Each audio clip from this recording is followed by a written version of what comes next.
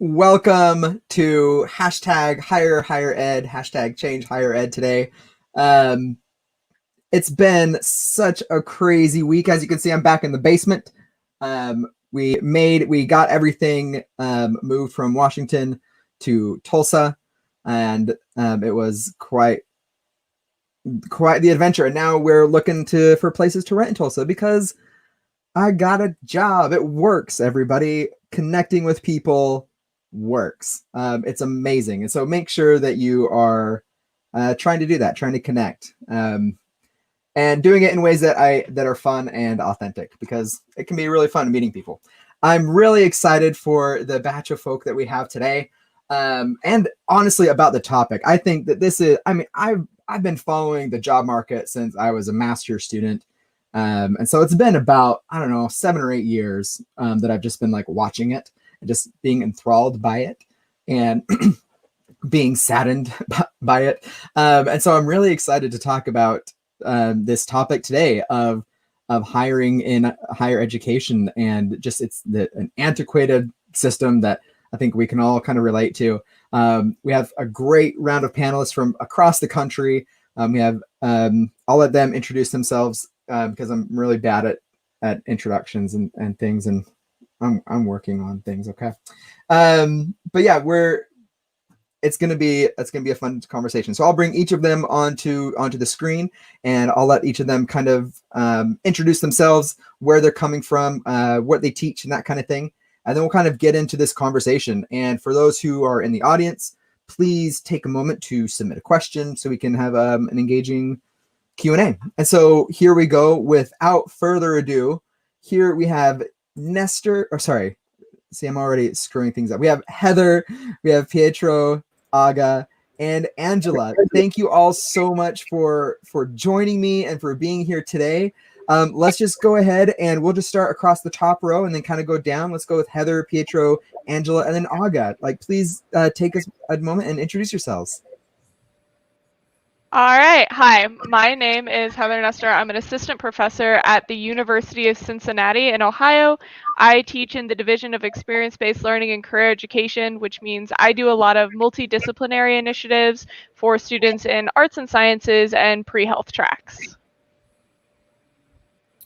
Hello, I am Pietro Sasso. I'm a faculty member at SIU Edwardsville in Illinois near St. Louis, and I teach in educational leadership in our college student personnel administration program. Hello, I'm Angela Bright, and I am actually in the South right now, but I am working for Indiana State University and Ball State University in Indiana. I come from an education and psychology background and have been faculty member, department chair, administrator, and lots of search committees. Hello, I'm Aga Skrodzka. I'm an associate professor of film and media studies at Clemson University. I teach for 2 interdisciplinary programs, an undergraduate one in world cinema and a doctoral level program. It's RCID, which stands for Rhetoric, Information Design, and something else, that perhaps communication. I also, like Angela, sit on search committees. I also am a believer of checking the temperature on the job market every couple of years. So I do actively seek positions on the job market for a variety of important reasons, important to me. Thank you. Okay. So as I was putting this panel together, I was really keen. I knew that this was something that I wanted to talk about, but I'm coming to it as someone who is just, constantly kind of frustrated with the job market itself as a job seeker. I think that we could talk a whole lot about those things, about what makes it difficult being on the job market. I mean, they ask you for way too many materials in the beginning. It takes way too long. You get ghosted. I just got a job rejection email a few months ago from a job I applied to a year and a half ago, for example. I mean, that hurt me a little bit, right? But I'm really excited because what you all bring to this panel is something that I just don't have, and that's the experience of being on the other end. And so I'm really excited because like at the end we'll kind of have some advice for job seekers. But I think this panel is specifically like our target is people who are currently sitting on a job hiring committee right now, and what are things that they can actually do. And so let's kind of like share a little bit of our own stories. Each of you have those stories. And so I'm really interested about this idea of like, what are your horror stories that you have? Like, what are some of those frustrating things that you've seen? You can feel free to change details as you need to. But yeah, like what are some of those stories? And this time we'll go the other way around. So Aga, let's start with you, and then let's go into Angela, and then we can go from there. So yeah, like what is the impetus for us being here? Like, why are we here? What's that horror story? The horror stories. Oh, this is very tricky. So how do I share these horror stories without incriminating myself and the institution that I work for currently? So maybe I will just discuss these stories hypothetically, not necessarily as stories that come from my personal experience, but stories that I may have experienced or may have heard in firsthand accounts from others. So one of the horror stories that I vividly remember and I'm happy to explore today is, that situation when you are already at the MLA level of interviews and you are in a hotel room. This is how it used to happen, right? But now we have transitioned into video, Skype, and Zoom interviews, even for that later stage interview. But there are all these things that happen behind the scenes that the job seekers, the job candidates, are completely oblivious to and unaware of. And I can think of this hypothetical situation where, a very, how should I put it?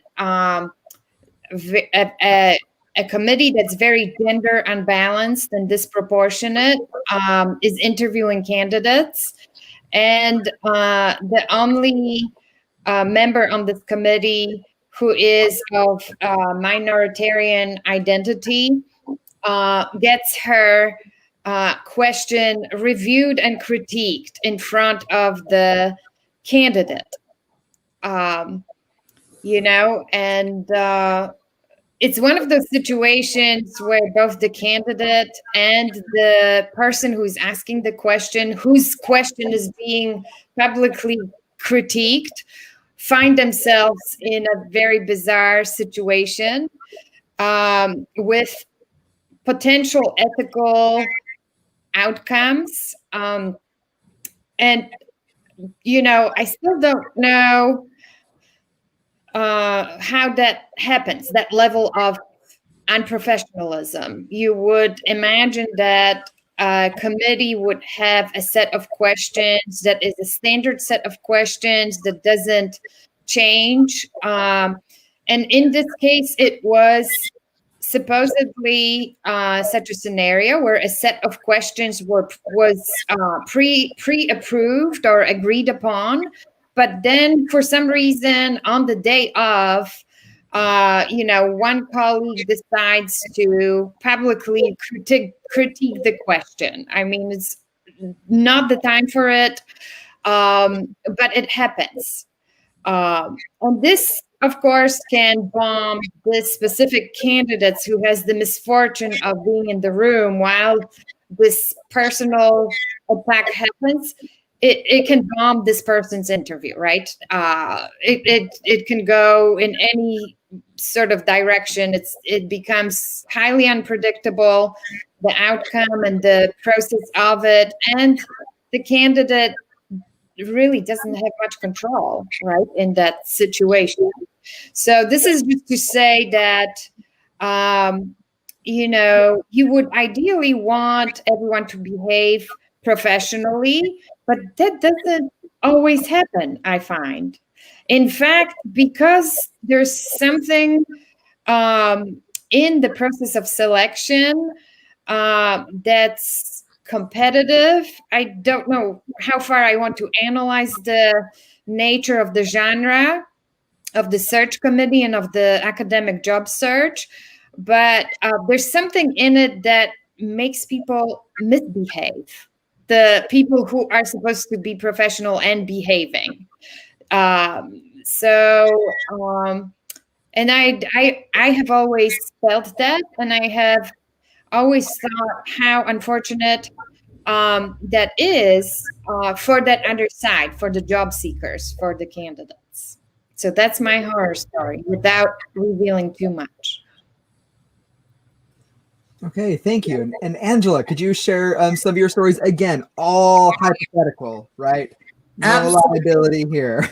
No, there's not. And I think that after you've been in this business long enough, you do start to kind of hear from other colleagues and other horror situations. And gosh, I don't know how to really pick one. There was one probably that stands out to me.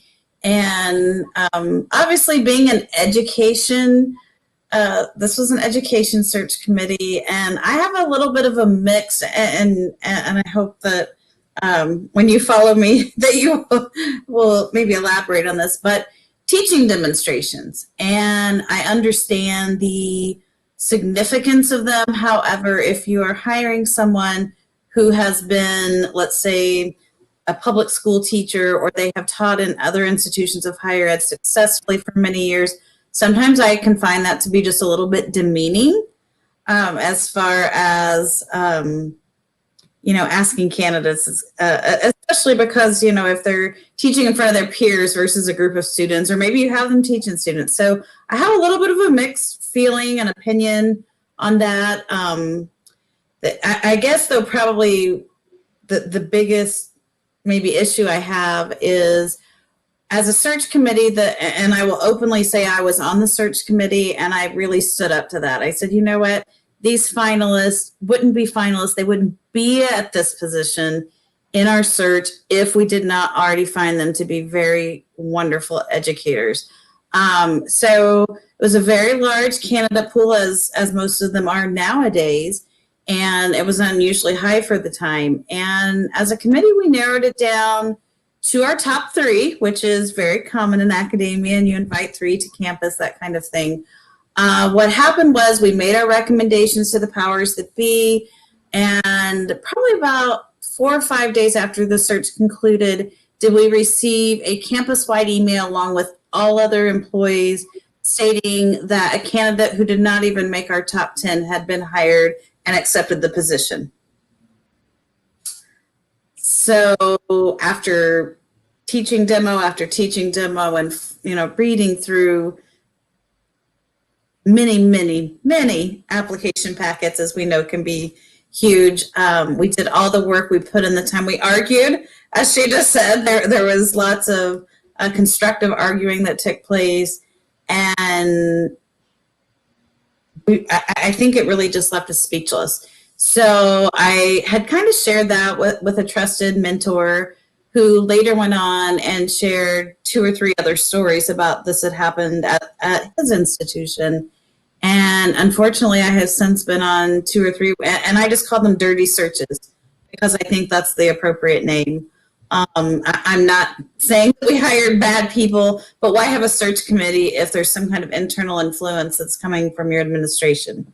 So that was definitely a horror story. On the flip side, I interviewed for a position in my late 20s, and I was being interviewed by 12 people, and that was, that's not uncommon, depending on where you're going. And it was a medium-sized institution, and I knew there was a big screen behind me. And the question from the interviewer was, is there anything on your social media that would shed a bad light, or we would see you in a bad light? And obviously, I have not had a Facebook account in I don't know how many years, and I probably should have said Facebook, so we'll limit social media, but that's what it was. And no, I don't at all. Well, as it so happened, I had gone to a professional football game with friends of, I hate to say a lot of years, so we'll say since kindergarten because that's how long. And they all had perhaps beverages in their hands. I actually did not. And that was the picture that they had up on the screen when I was being interviewed behind my head. And it had been from, I believe, 8 or 10 years, probably even before that. And the irony in that was, again, one, I didn't have a drink in my hand, which even if I did, I was well of legal age. The second thing was I have privacy settings, all privacy settings set, as most of us do. And the third thing was, after I didn't get the job, I asked them, I said, like, how did you do this? What did you do? And they actually had hired someone who, I don't know if you want to say hacks, but gets into people's social media or goes beyond their settings. Again, this was a number of years ago, but of all the pictures of family and friends and my life, they chose like one picture because there was alcohol in it. And I've never forgotten that because I would hate to think that that was what the decision was made upon, because I know plenty of people that do things outside of work, such as have a beer at a football game, that I don't think should keep us from hiring. So those are probably the two that stick out to me.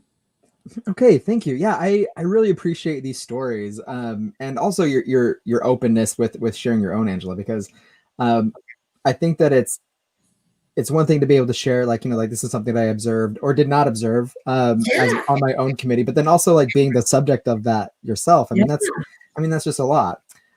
Pietro and Heather, how about yourselves? Like, what are some of the stories that you've seen? Well, I've been a committee member, God, for like probably 12 or so searches, and I've only been in academia as a faculty member. This is my 8th year, and that's more than one a year. And I've been a chair, I want to say like 2 times, and I don't like the process. I feel like every search has something that I was uncomfortable with or that was unethical. Almost every search, there was something that came up, not with the candidates, but the way in which we conducted the search according to university policies. And so my struggle has not been so much the behavior of my colleagues. That's actually been fine when I've served on them, right? There hasn't been anything nefarious with that. My struggle has been all of the systems that actually marginalize candidates. I think that's my larger critique of this. Like, it's kind of like administrative violence in a sense, and so that's what often upsets me are the policies and procedures, and the ways in which they sort of dehumanize. And so, and so my challenge has been the ways in which we use rubrics, and we score them on some Likert scale from 1 to 5 that has arbitrary anchors that we're drawing from. And so I think the use of rubrics is terrible. And we have to bracket our own biases. And a lot of the challenge has been working with not people on the committee, but I think colleagues outside of it who think that they have a voice in it too, and the critiques they send you of the candidates after they do an actual teach back or something like that. And it seems to come from the senior scholars or the full professors. And sometimes it feels like the one who hasn't published anything in 5 years, is like the loudest voice in the room. So that's part of my challenge, is working with colleagues outside of the search and the systems we have set up. When I've been a candidate, I get a lot of awkward questions about race. I think that's one of my experiences where they're like, "Oh, are you Latino? We don't, they want to ask you, but you already checked off the box, but they want to like make sure you are, and they kind of dance around it, and then it's awkward. So I think navigating identity is a significant piece that we as faculty don't know how to navigate when we run the searches. And so the larger challenge, I can tell that people were like well-intentioned, but I don't think they got good training, or just faculty are naturally awkward, right? I think that's it too. And so we don't get good training on how to run these searches, and we're just expected to know how to do it. And so my experiences, again, have been lack of response or no response, or when I am a candidate, it's just navigating my own identity and being authentic and trying to not just trying to fit to who they think I should be. And just even the whole on-campus experience is so weird too. It's just a dog and pony show. So I think it's just a whole performance, and it's exhausting. So It is exhausting. Yeah, Heather, what do you think? Well, one, Pietro, I appreciate your sharing about the race thing. I've been on a search committee, and for us and probably other institutions, they fill out the racial backgrounds of the people on the committee. I've had people guess mine, and I caught it on the form. I'm like, this is wrong, right? So we've definitely had conversations about that. I'm the kind of person so I have a background in human resources, so I have this like idealistic view of what I want search committees to look like, I think. So I really enjoy sitting on search committees, and I think for me, it's really easy to see the egregious things that happen, the stories that come out, and everybody responds like, oh, that was bad. I think what I struggle with more are the small things that eventually add up in the search committee process. It could look like how Eric was talking about never hearing back, and just the long time period it takes for a lot of committees to respond. It can come from not reading everything that somebody submits.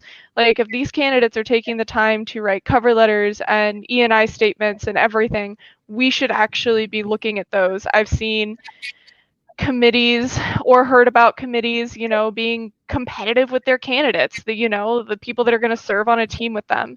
And they get nervous as a committee member. Am I going to measure up to this person? I personally have issues when I know that somebody might ask a question that's actually illegal and could get this entire search completely thrown out. So we have to have rigid conversations, or just, I have a lot of opinions about the idea of trying to find somebody with a cultural fit that usually ends up barring a lot of people that are different from those sitting on the committee for multiple different identities. So for me, it's when all of these things start adding up, it really hinders people in the search process. And they're usually a lot harder to pinpoint. Okay. Yeah, thank you again. I think that this idea of like the little things that are adding up. I think that those, cause I think you made a really good point there, Heather. Like there are those stories where we can point to it and say, wow, like that's wrong, unethical, and it may even be illegal. But then it's also just like those little things that just add up over and over and over. And I think that we can try to like tackle like some of these big systemic things that like really dive into some of the deeper problems that we've been talking about, like Pietro was saying, was about, like with race. But then there are also other things that we can kind of tackle that I think would just make things easier. Like I don't think there's a committee approval that we need to figure it out. And so as we're kind of going forward in this conversation, I think it might be really helpful to actually like articulate like what is the problem. Like we've heard stories, like we share stories, but before we can fix anything, we have to be able to identify what the problem is. And so in your eyes and in your expertise, what would you say, like what is the problem? Let's go with Pietro and then Angela, and we'll go from there. I think the larger problem is the search process is based on a medieval way of searching for candidates, right? It's based on the old concept of reaching out to a department chair and actually getting referrals, right? Or reaching out to top scholars and actually getting referrals. And that system broke down in the 90s, right? And so I think we have to rethink how we're doing this. I have 1,000 ideas, but I don't want to take up everyone's time and speak for everybody. But I think the larger problem is that it's an older model. When we think about how higher education, Germanified in the 1880s, 1890s, as we adopted the scholarship model from German colleges, that's what we copied, right? And we have this model that's dated and it needs to change. And the same ways in which we mailed in CVs and cover letters and teaching things and scholarship files, that's what we're still doing online. It really hasn't changed. And so I don't necessarily know that it's a really approachable way for, I think, up and coming millennial faculty, as well as Gen Z students who will be faculty members in the next 10 years. So. Okay, Angela, and then Aga, let's hear your thoughts too. Yeah, I'm just going to piggyback on what you just said, and that is, you look at these job descriptions and my goodness, 25, 35, sometimes 40 or 50 bullets of, and then you read, this is not an exhaustive list of expectations. And when you're sending that out, like you said, to the generation coming up and those of us that are in the field, that is an incredible amount of responsibility, not that our jobs aren't. And then you're saying, I want a cover letter, I want a CV, I want a teaching philosophy, I want a diversity statement, I want a research statement, your reference list. And then you go online and, we also need you to fill out the application because that's a necessary component because our institution requires it. So again, I'm filling out my name, my address, my employment history, my educational history, background check information, references. And that's something I hear over and over and over again is, I spent 4 or 5 hours and, didn't even get an interview or didn't hear anything back. So I think streamlining the process has just got to take place. I recently heard an actual committee say we have got to get rid of, if you get rid of nothing else, get rid of reference letters. And I have to tell y'all, I agree with that. I have read so many recommendation letters, reference letters over the years, and I can't really think of any that were bad. Just saying, if you have to tell a candidate to get a reference letter and it's bad, then wow, I don't know what to tell you. But we have got to stop this kind of duplication of efforts and make it easier to get the best candidate in the most efficient way. That's what I think. So I have to say I have psychoanalyzed the search process by now because I've sat on enough committees that I feel like I could and should.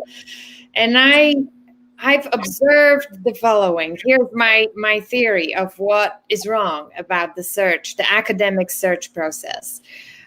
So we formulate an ad, a job ad, and in the formulation of this ad, we give expression to our ambitions and desires to present ourselves as open-minded, as cutting edge, as aware of the diversity of the world out there. And we want that. We state that in the ad, that this is what we want. We desire it.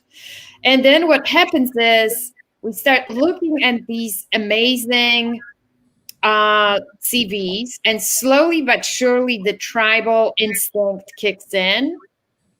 And you sit on the edge of the committee. I oftentimes take the back seat, and you quickly realize that something has gone wrong from the stage of releasing the ad to that moment when we begin the selection.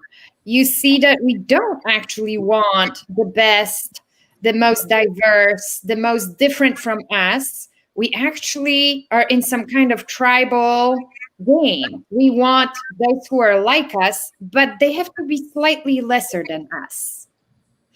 Because we're just not confident to invite to campus someone like us who outdid us clearly so early in the academic career too.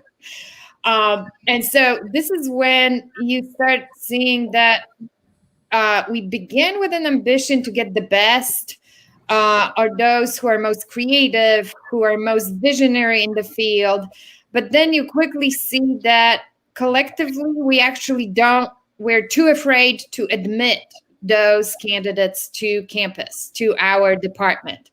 We are not confident enough, or I don't know what other reasons might be behind that instinct, but we are tribal. And I've seen this happen in so many searches where we ended up offering the job not to the best candidates because they were too scary, too intimidating, or their job overlapped with the job of that guy that Pietro mentioned earlier, who hasn't published anything in decades. But the best candidate happens to be doing scholarship in that very field. And so that guy trips up the candidate, and that's the end of it. So that's my quick theory. Okay, I want to hear your thoughts about this too, Heather. But I gotta say, I am surprised by like the things that I'm hearing. Like as someone who has not served on these things, like I think in my head, like it makes sense. But to have it voiced out loud, I think is just something else.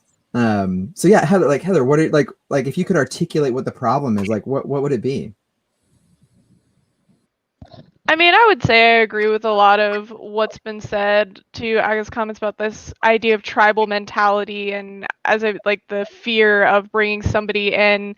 And I liked the point about, reference letters because they do eventually all kind of look the same. And if we need references, HR can check it at the end, But I think that from my experience and just committees I've been on, things I've heard, and just watching the speed at which these committees come together is usually, we need to fill this position. We need a committee. We posted the job. We need a chair. Let's vote for the people on it. And it kind of happens, but it's happening no matter what during a really busy time. Inevitably, this search is going to happen during a busy time. Mm-hmm. And the background of people that sit on these committees, whether they're faculty, staff, administration, no matter what position you're looking for, rarely does that person have search committee, HR background experience. At the end of the day, they just aren't trained in it, and we really shouldn't have expected them to be trained in it because it's not the main part of their field. So one of the problems, I think, is one, if you never have a conversation with if that committee never has a conversation with HR at the beginning, going over the basics, reviewing things that could be illegal, but also where I see it break down is I feel like people aren't held accountable to that standard throughout the interview process. Like at the beginning and you're first reviewing resumes, you just had this conversation with HR and you're feeling good about it and you remember what they said. And then you get to the in-person interview or the phone interviews, and it slowly starts to like seep out of people's brains. I feel like they don't remember everything that was said, or that, tribal mentality starts to kick it out the door, and we start to revert back to instincts versus necessarily remembering the process we should be following. So I think that that's where it starts to break down, is great intentions maybe at the beginning if your institution has them, but how are you making sure that's staying up throughout the entire process? Okay. So I think that we can all agree. There is a problem. Like these are some of the things that I was writing down as we were kind of talking through that. It's an old model, antiquated, medieval, hailing back to the 90s, right? As Pietro was saying, we have like the actual job descriptions themselves, which end up being this this projection of like, listen, this is the type of department that we are. Like these are the type of people that we want. But when it comes down to it, we're intimidated by some of these people because of for a lot of various different reasons. And there's so little accountability as to what's happening. I mean, how many times have you sat in on a search committee and be like, you know what, that, like Heather said, like that's probably illegal. Like we cannot ask them that. Like throwing up your Facebook page on a screen behind you, I'm pretty sure that's illegal. Like you shouldn't be doing that.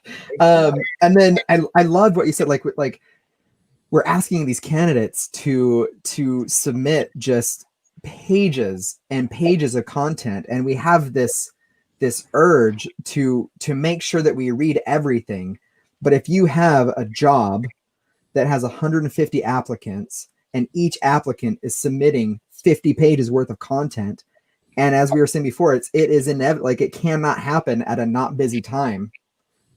It's kind of, I mean, it's no wonder. I mean, like these things got to like kind of like kick it into gear. And so what I would like to talk about now is like, if you were to give someone advice right now, who is either serving on a committee or probably a more timely issue of like those who are preparing for next year's hires, like what are some practical things that they can, and I really like the language that Aga had mentioned before, that you should do now that you're in a position to be able to change things. Like what are some of those things that we can change? Let's start this time with Heather.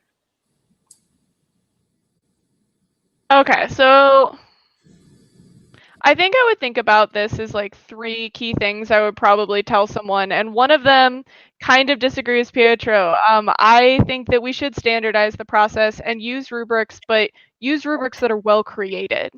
To your point, there is a bit of subjectivity if you just create a Likert scale and say pick 1 to 5. That's not going to be a great system. If you are actually identifying what all of those numbers mean, though, and really deliberately taking the time as a committee to try and get out the subjective, try and get out the herd mentality of finding somebody like you, then it could be a beneficial part of the process. I would also say, as best you can, try and diversify your committee. I mean, if you want to make sure that you can attract people that are from different races, ages, socioeconomic backgrounds, geographical locations, and they show up to the interview and it's not a diverse committee and they have a diverse identity from the committee, it can have an impact on how safe they feel in that interview. So the more you can diversify, even if it means bringing in somebody from directly outside of your department, maybe it's staff or advisors that work with them, maybe it's somebody that has dual appointments, somebody that can diversify the conversation and give multiple perspectives. And then the big thing that I would say that can be really hard, no matter what position, whether you're talking about faculty, admin, staff, give more information up front. You know, if this person is going to potentially move across the country, they should know what the salary is. They should have an idea of how to contact HR and find out about the benefits. They should be able to figure out if there is some process where their partner, if they work in academia, can do a dual appointment. This information should be available, and I believe that the search committee should be making that more accessible, or at least giving them the phone numbers of people to contact so they can ask these questions. We want academia to be accessible, and the first step is breaking down those walls from the people at the institutions that know where the information lives. Okay, I really like what you said there about making sure that, you know, that not only are we asking for diversity in candidates, right, but making sure that there is diversity that's on the hiring committee, and that's not always the type of diversity that you might think to straight off the bat. Like it might be bringing in staff, bringing in people from other disciplines. And I'm really interested in hearing Pietro's comment about this idea of rubric and creating a well-designed one. And also with this idea of the importance of sharing information, is the created rubric something that we should be sharing with the candidates? Or is this something that we just let them be blind on, like not even let them know that they're being graded by a rubric? And so, yeah, like what are your thoughts on that? And then we'll kind of move on from there. Pietro. I'm in favor of transparency as much as possible. I think sharing with the candidate is important. I think if you're going to use rubrics, let them know how they're being measured, right? Maybe you can't. Some states don't have sunshine laws and you can't share everything, right? So, and you're private. If you're a private institution, you reserve that right. So I think to some extent, it depends on what institutional policies are, state laws, whatever. And I'm not well versed in that. But I think the more you can share is the better. And so I think if you can share the rubric ahead of time so they know how they're being evaluated, like what's the objective criteria by which you're actually measuring them against, right? Is it an ideal candidate? Is it the job outline? And oftentimes the rubrics don't align with what the job what the job outline is. They have 50 things and you're only measuring 3 of them, right? Again, and I'm like, I don't know how objective that is. And then oftentimes the rubrics have like a comments section, right? And so if we're using rubrics, I think the comments need to be constructive. I think oftentimes we look for what's wrong in the candidate rather than what they do well. And so I think there's constructive critical feedback and then there's deconstructive feedback. And that's what we often do is this critical deconstructive feedback where we try to break them down. And so we're always trying to find what's wrong with them rather than what's, and it's opaque to us what they're doing well. If we invited them to campus, they're probably a really stellar candidate. And we thought, well, we would like to be your colleague. But then we always try to find things wrong with them.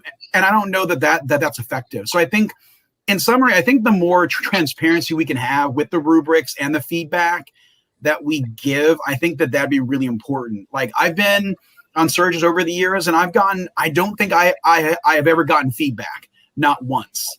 And I think the more you can have a primary contact, right, to like humanize the actual process so that people can ask questions or that so someone can do like an informational interview to see if they're a fit. Like why not empower the candidate and have a primary, like the search chair takes on the burden and meets with folks one-on-one to see and answer things, right, in a really transparent manner. And I think Heather had the best thing that I had thought of too. It's a really great one, human resources. You never know what the salary is. You don't know what the benefits are. You don't know anything, right? What's the moving subsidy? Are they paying for things? Are there startup funds? What's the do you get travel money, right? Like what's your evaluation for tenure? If it's contingent faculty status, like what's your teaching load? What are they expecting you to teach? Are you expected to produce research with colleagues at your institution? Service expectations. So I think the reality of the job performance piece we often skip over, right? And it's always how do you teach and what do you research, but not like the actual day-to-day functions of the role. Yeah, and I think that's really important to acknowledge. Like it's as if, and even more so now with higher ed jobs said there's been a 58% reduction in job postings this time last year. Chronicle of Higher Education said there's been 337,000 jobs lost in higher education this year. Universities are in the position of power to say like this is our job and you're lucky if you get it, because they have 100 to now it's going to be 200 applicants. And so there's definitely like this something that needs to happen. And I think that what I like about the direction that this conversation is going is that I think that we have to ask ourselves who is responsible for this change.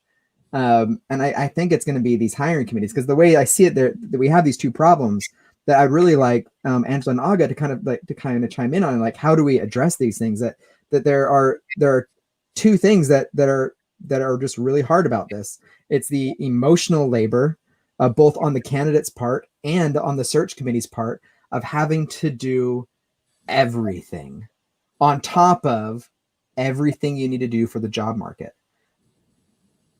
You cannot go on the industry job market and the academic job market at the same time. You can't. And it's almost intentionally designed this way.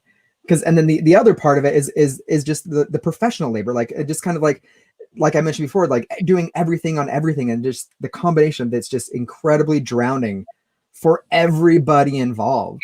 And so like, yeah, like what are some of the, like these, again, like some of these concrete things, like, you know, like having a rubric that's well designed, sharing that rubric, sharing the information with the HR folk. But what about actually getting to that point where you have these candidates available? Like, what are some things that we can do as a committee?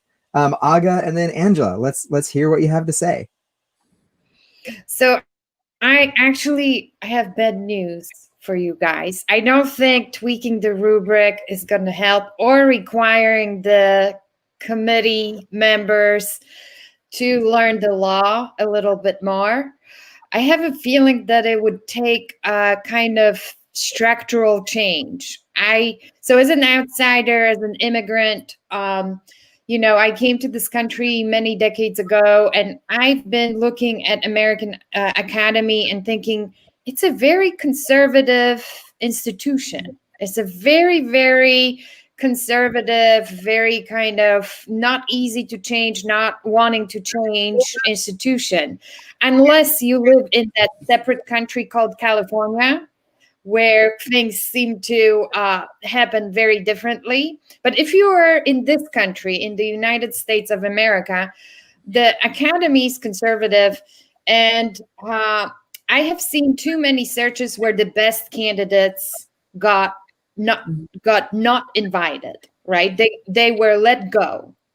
And that knowledge gnaws at me. I think something is deeply wrong with the system if the best people out there with the best credentials that are internationally vetted oftentimes do not get the job. They don't even get the invitation to be interviewed, you know? And I don't know what it would take. I think our upper administration at the institution where I work floated this idea of the star hire, where there would be a different process of hiring someone who's stellar, up and coming and amazing in their field, with great promise. But guess what? That idea was shot down by those dudes who haven't published anything in 3 decades, who also happen to sit on all of the important committees, because they have the time to sit on all of the committees in the college. So I don't know what it would take, you know, for us to finally start bringing in new blood, new radical thinkers and practitioners to American Academy, so that it receives the kind of massive major overhaul that it needs desperately. So one way, I suppose, would be that those of us who have seen this and recognize the need transition slowly into administration. And it's oftentimes tedious and very boring, that sort of labor. But I would imagine that as upper administrator, you might have a chance at overhauling the system, at implementing structural change that can do something. But other than that, I don't know. Maybe politics. Maybe the politics of the country needs to change for then higher education to also change. I see a very dismal picture on the horizon, and that's not just dismal.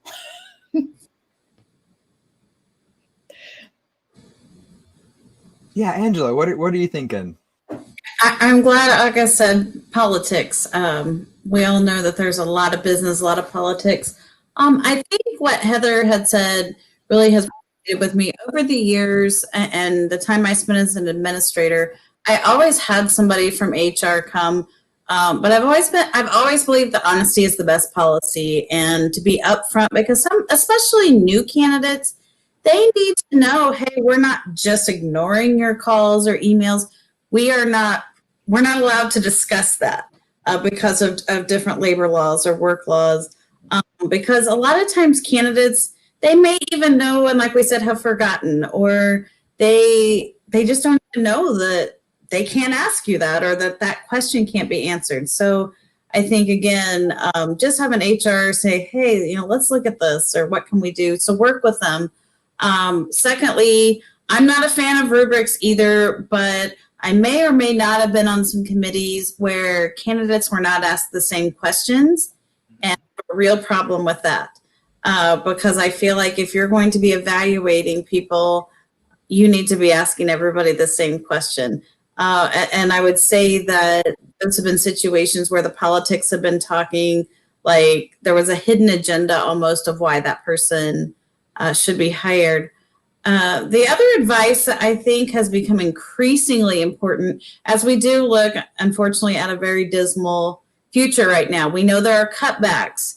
We know that there are less tenure track, there are less, and we need to be really careful. I feel like when you're evaluating candidates, don't think, okay, they were an associate professor at XYU University, and then, now they're a lecturer or instructor or whatever. And I have been in that situation at different times as well, and I might be doing the exact same job. So I think, again, don't throw out that candidate and think, oh, well, or maybe they were at a predominantly teaching institution. And one of your expectations is you do want that person. You're an R1 or R2 school and you want that research and scholarship. Well, you don't know. Maybe they were on 12 search committees in 8 years and they've been on faculty senate and curriculum and academic affairs, and perhaps they're pursuing further education. So I think never assume that they were just, sitting watching presidential debates or something like that on television.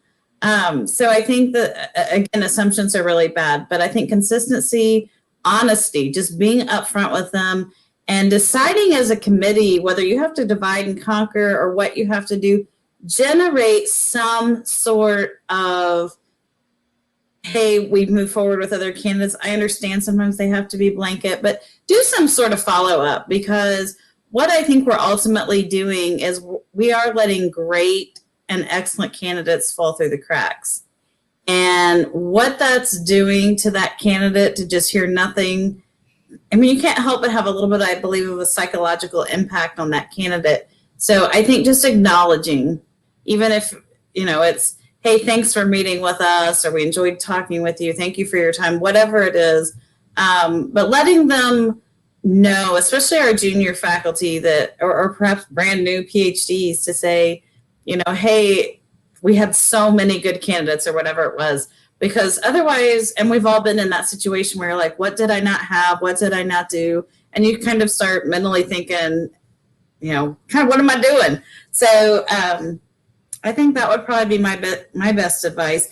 I do think rubrics can have their place, but I definitely, more so even than that, is ask your candidates the same question is about the best way to level the playing field, in my opinion.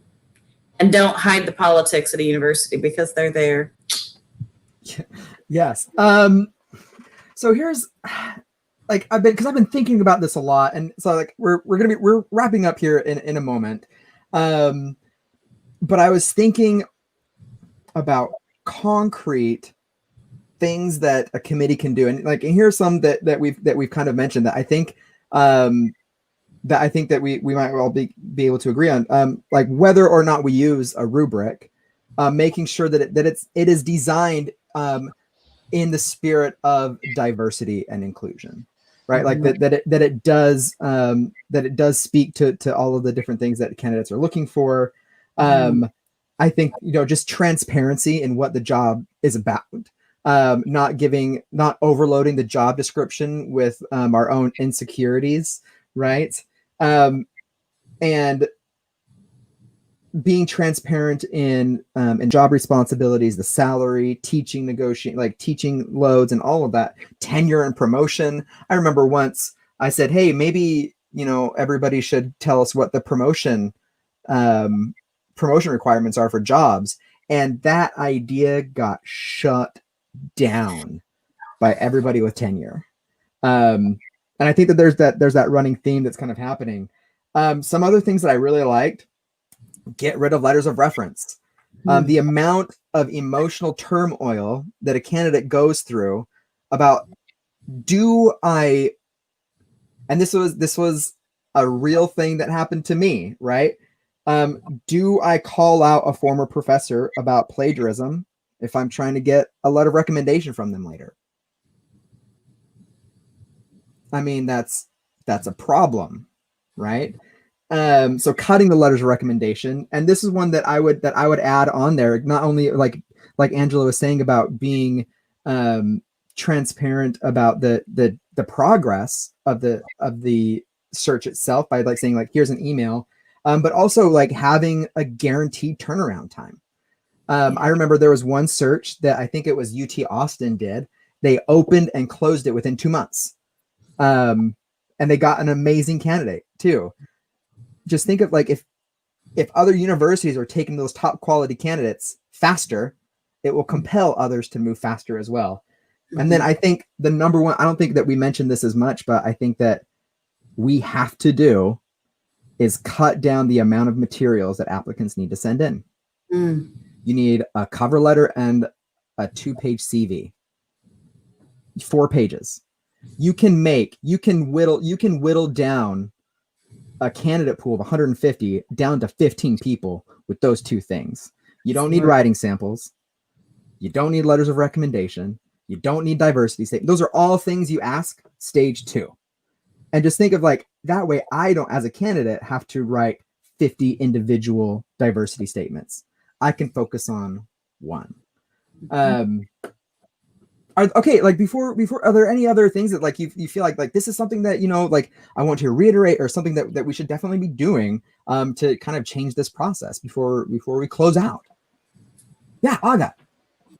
Yes, I would just add, an encouragement for the committees to be kind and caring in this, shaky, all the time changing world. For the committees to take this on as a kind of sensibility that's going to be practiced from the very beginning till the very, very end, till the end of the visit on campus.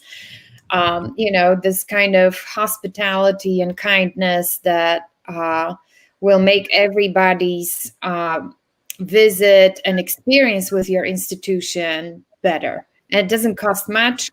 And I think it's a slight tweak in attitude, but it makes a huge difference. Awesome. Thank you. Other yeah, Pietro. This might be a little bit radical, but why do faculty have to do this? I don't know that we're trained to do this, and they just I kind of like alluded to this. I feel like in the corporate sector or in other industries, it's rare that coworkers choose who they work with. And so I don't know why we get that luxury and that privilege to be able to pick our coworkers. So I often wonder, why are we doing this? Like, can someone else who's better trained in this, who has a human resource background and training and knows about these things, about how to pick, maybe there's like a representative from the faculty on a larger committee in meeting with human resources, right? That's what a lot of corporations do. And I don't know, that seems to work better, right? A lot of these tech firms do really inclusive hiring and some really creative ways of trying to recruit candidates. Maybe we should be looking to that. Now that's radical. Yeah, I love it. I love it. That is structural change. And I think it's not that radical, right? I mean, what's radical is that we get to pick our own coworkers. I mean, that's the radical thing there. That I like the way that you said that. Okay. Any other last comments before we jet? I do have one comment. Yeah, please. Just in the sake of these times, we are in unprecedented times. Something that It's a personal bias, but as I personally have looked at served on search committees at multiple institutions, I always look at people that have stayed for a really long time and think, oh, they must be very loyal. They must be very committed. I'm just saying that I have totally changed that mindset because we are in crazy times. We're seeing tenure track faculty who were just hired this fall say, we're not going to be able to rehire you next year. And so I think when Aga said grace, yes, we need to look at the CV. Yes, we need to know what you've done. That's very important. But also don't discount a candidate because perhaps, again, their titles or you've seen that they have not necessarily job hopped, but maybe in these last couple of years, they've had, say, semester contracts or whatever. Give them a chance. I think that some of your best candidates are getting lost because their CV doesn't exactly tell the whole story of what's really gone on with them. Because let's face it, sometimes it's not their fault at all, or anything they've done. It's budget cuts, it's low enrollment, and so we need to look beyond, look at the big picture, I guess. Yeah. Thank you all so much for coming and for being here. And I don't know, like, hopefully we can like change the world, right? Like change, I'm hoping that if you're listening right now, that you understand that if you are on a hiring committee, you are in a position to change it right now. If you're waiting for structural change, guess what? You're part of the structure. So change. And I think that's, I want people to hear that you are in a position to be able to do something. Thank you all, Heather, Pietro, Aga, and Angela, for coming. One day, I think I say this, like, I'm going to get less awkward about sending people off and saying thank you, but thank you so much for being here. I really appreciate it. Okay. Thank you. Thank you. Thank you. All right. I'll just Thanks. slowly get everybody off of the screen here. You all are just wonderful, wonderful people. Thank you so much. They're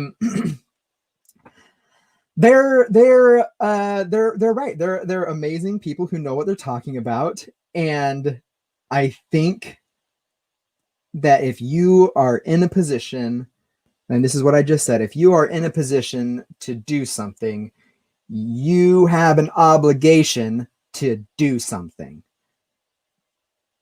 You cannot sit in higher education and complain about it anymore. If there is ever a time that we expect and can demand and enact change, if it doesn't happen during COVID, when would it happen? I think there are a lot of people. I think something that was kind of underestimated in our discussion today was the impacts of these things on job candidates.